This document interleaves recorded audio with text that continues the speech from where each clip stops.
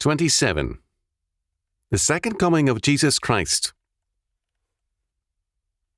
The second coming of Christ is the fulfillment of the promise of the resurrection and ascension. We are told that Christ arose from the dead as the firstfruits of them that slept, and that his resurrection is the assurance of our resurrection at his coming. 1 Corinthians chapter 15, verses 20 and 23. The angels told the disciples that Jesus would come again, in like manner as ye have seen him go into heaven. Acts chapter 1, verse 11. This latter verse should provide us with a warning. Too many texts on the second coming are exploited to read as much as possible into the wording. If we do this to Acts chapter 1, verse 11, it would mean a silent, non-public return. The point, however, is that Christ's ascension was physical, so too his return would be. But back to the fact of the resurrection. This great victory over sin and death climaxes in the universal victory of his coming again. It is, as Paul makes clear, preceded by his victory in history, till he hath put all enemies under his feet. 1 Corinthians chapter 15, verse 25. Then he returns. We have discussed the resurrection of the body and the last judgment out of context, that is, before the second coming, although, in fact, they follow it. The reason for it is simply that these events are aspects of Christ's return. Christ's second coming means the advent of total justice and also total fulfillment. Christ's first coming, his incarnation and his atonement and resurrection, brought in salvation from the power of sin and death. It also unleashed the power of the resurrection to remake the world and to bring it under Christ's dominion. Matthew chapter 28, verses 18 to 20. It marked the advent of the new humanity and the warfare of righteousness or justice against injustice, sin, and all forms of covenant disobedience. His second advent makes total our salvation with the resurrection of the body, and makes total the reign of God's justice. With this in mind, let us examine 2 Peter chapter 3, verses 1 to 15. This second epistle, beloved, I now write unto you, in both which I stir up your pure minds by way of remembrance, that ye may be mindful of the words which were spoken before by the holy prophets, and of the commandments of us, the apostles of the Lord and Saviour. Knowing this first, that there shall come in the last days scoffers, walking after their own lusts, and saying, Where is the promise of his coming? For since the fathers fell asleep, all things continue as they were from the beginning of the creation. For this they willingly are ignorant of, that by the word of God the heavens were of old, and the earth standing out of the water, and in the water, whereby the world that then was, being overflowed with water, perished. But the heavens and the earth, which are now, by the same word, are kept in store, reserved unto fire against the day of judgment, and perdition of ungodly men. But, beloved, be not ignorant of this one thing, that one day is with the Lord as 1,000 years, and 1,000 years as one day. The Lord is not slack concerning his promise, as some men count slackness, but is long-suffering to usward, not willing that any should perish, but that all should come to repentance. But the day of the Lord will come as a thief in the night, in the which the heavens shall pass away with a great noise, and the elements shall melt with fervent heat, the earth also, and the works that are therein shall be burned up. Seeing then that all these things shall be dissolved, what manner of persons ought ye to be in all holy conversation and godliness? Looking for and hasting unto the coming of the day of God, wherein the heavens, being on fire, shall be dissolved, and the elements shall melt with fervent heat. Nevertheless, we, according to his promise, look for new heavens and a new earth, wherein dwelleth righteousness. Wherefore, beloved, seeing that ye look for such things, be diligent that ye may be found of him in peace, without spot, and blameless.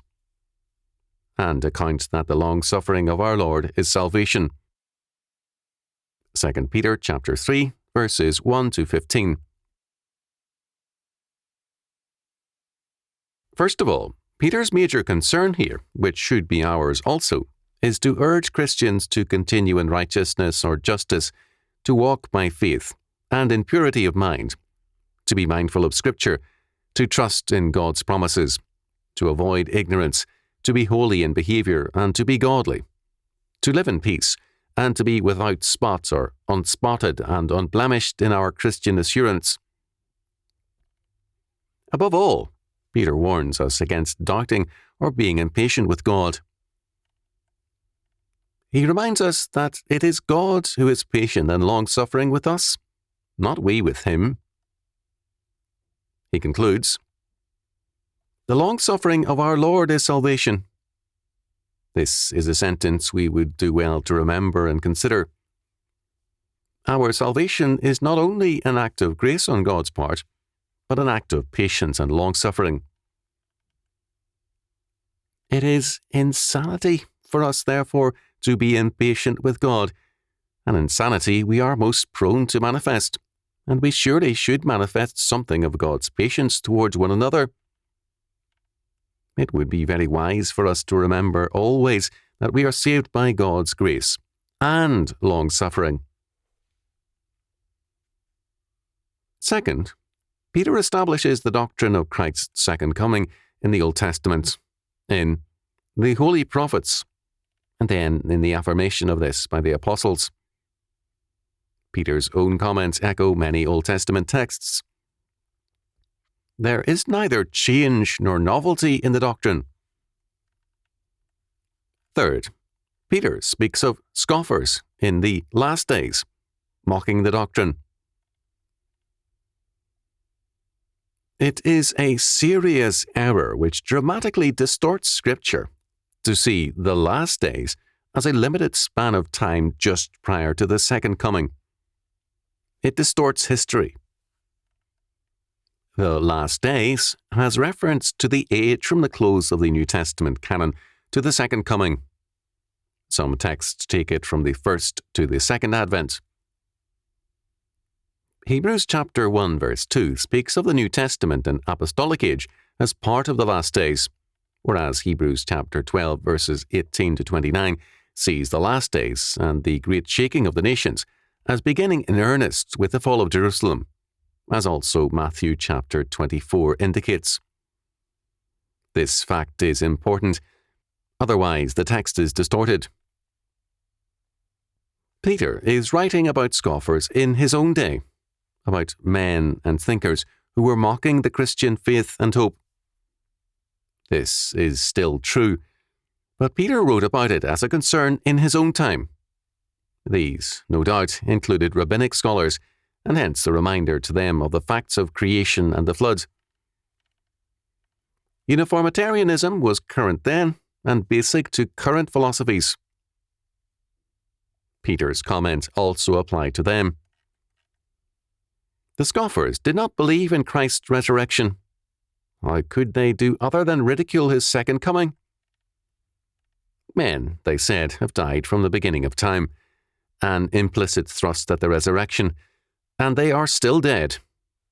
Shall we believe that one man actually rose from the dead and shall return in the flesh, visible to all men? All such scoffers were willingly ignorant of God's cataclysmic judgments in history. They are, therefore, themselves reserved unto judgment. Fourth, Peter speaks of time. Man is time-conscious, time-bound. God is not. We sin when we demand that God compress his eternal and temporal plan within the limited framework of our time. Men demand that the conclusion be made apparent in their time. Hence, Again and again in history, men have distorted Scripture to make it mean that their day is the ultimate and final day. This is arrogance, and it is sin. It is also a fact of everyday preaching and thinking. It is, however, a form of idolatry to ask God to compress His eternal and temporal plan into the dimensions of our lives and our era. The Lord is not slack concerning His promise, but His promise is in terms of His day and time, His hour, not ours. Like God's long-suffering, the long span of His temporal plan is an act of grace and patience, because He is not willing that any should perish, but that all should come to repentance. Fifth, the coming of the Lord is described as comparable to a thief in the night. This is a much abused phrase. All it means is that, even as a thief's coming is unexpected and unannounced, so too is the second coming. It shall be preceded, Paul tells us, by the destruction of all his enemies except death. 1 Corinthians chapter 15, verses 24 to 26. However, there can be a very long time span between the world triumph and His coming again. Our Lord is explicit that no man knows the day nor the hour of His coming. All too many absorb themselves in trying to discover that hour. Sixth, at that time, the heavens and the earth shall be consumed with heat, recast after being dissolved, and made into a new creation. In this new creation, righteousness or justice shall dwell or be totally operative and manifest. It will be God's kingdom in all its fullness. Seventh, the point of Peter's teaching concerning the second coming is practical, as we noted earlier. He urges believers to be faithful and obedient, to manifest their citizenship in that new creation daily. They are commanded to grow in grace and in the knowledge of our Lord and Saviour Jesus Christ. 2 Peter chapter 3, verse 18. Earlier, Peter predicts that false teachers shall have a certain measure of success, but a certain ruin. 2 Peter chapter 2, verses 1 to 10. In 2 Peter verse 3, we have a second prediction. Scoffers shall ridicule the doctrine of the second coming. Both are doomed to judgment. It is the certainty of His coming which mandates godliness. The term coming is, in the Greek, parousia, which normally refers to a person. The coming of the day of God is the coming of the person, Jesus Christ. History is a covenantal time frame. It has a necessary personal accountability. We prefer to impersonalize our fretfulness and irresponsibility. We see ourselves weary of things and times when our weariness is a religious fact, a weariness with God. Peter, however, personalizes our impersonalized fretting and impatience to give it a proper perspective for what it is, sin. If we wait on time, things and men, we are not only disappointed, but all the more impatient, fretful and angry. When we wait on the Lord, we are aware of His long-suffering as our salvation. We are then also aware that time is His creation, and its Alpha and Omega is Jesus Christ. Not only were all things made by Him, John chapter 1 verse 3, but all things are brought to their glorious conclusion in Him.